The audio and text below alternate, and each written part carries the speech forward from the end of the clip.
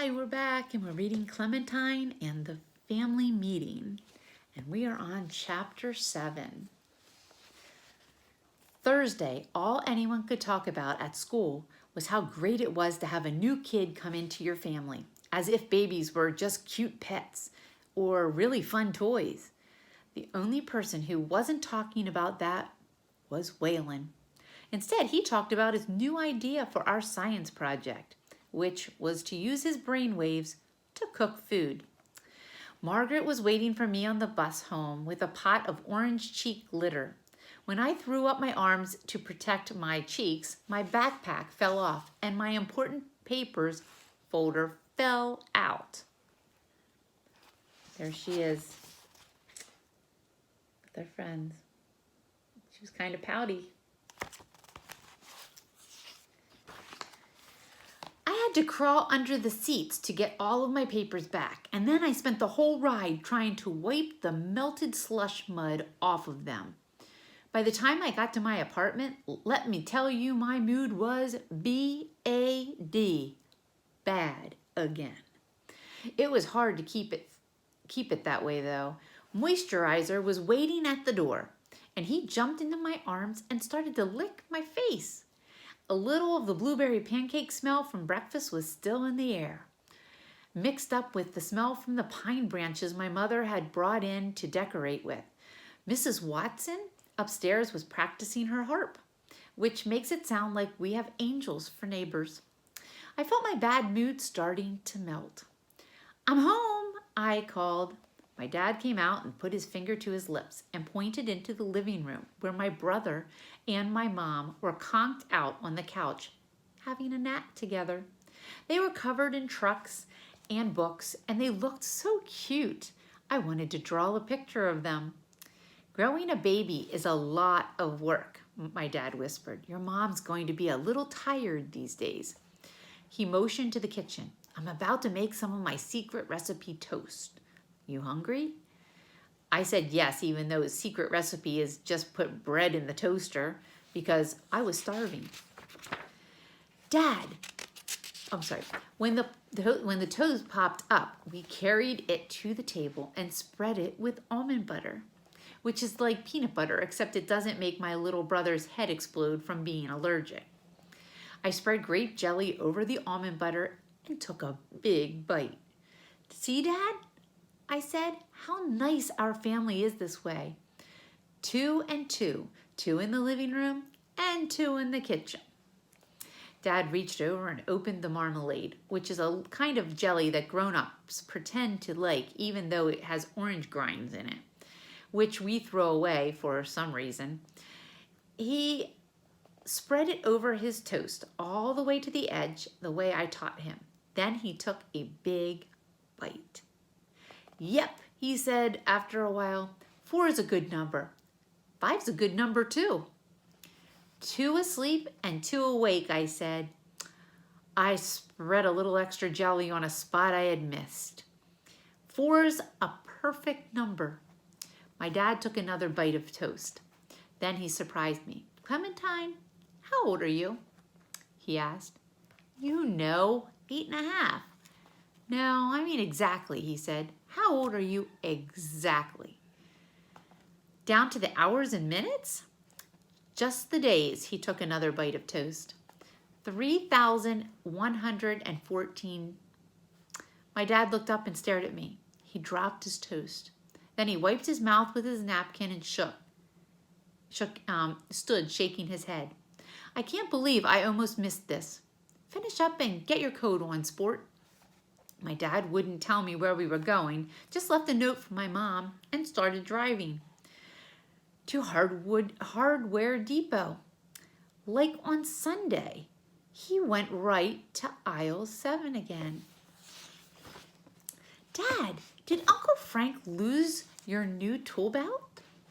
"No, he returned it this morning." "Well then, did you lose it?" Most of me wanted the answer to be no, because it was so special to him. But a little teeny tiny part of me wanted him to say yes.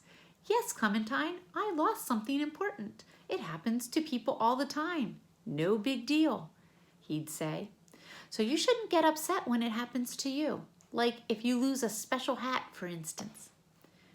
But he didn't say any of that. Clementine, he said instead, in my family, a person's 3,115 day is a very special day. It's the day when 3,114, I corrected him.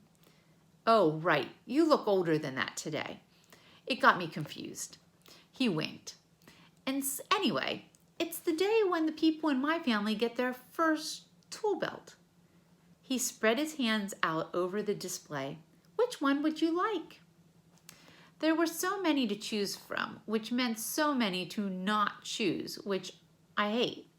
A lot were brown and leathery like my dad's, but they were different brownnesses and different leatherinesses, and some other kinds were black and some were red, and some had Velcro fasteners and some had regular belt buckles. They were all beautiful. I picked up one that was butterscotch pudding colored with a silver hook like my dad's and started to wrap it around my waist. May I help you?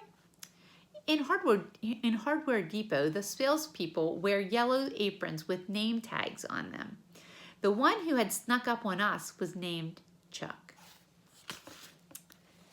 And here is Chuck, coming up to Clementine and her dad. My partner and I are getting a tool belt today, my dad said. He put his arm around my shoulders.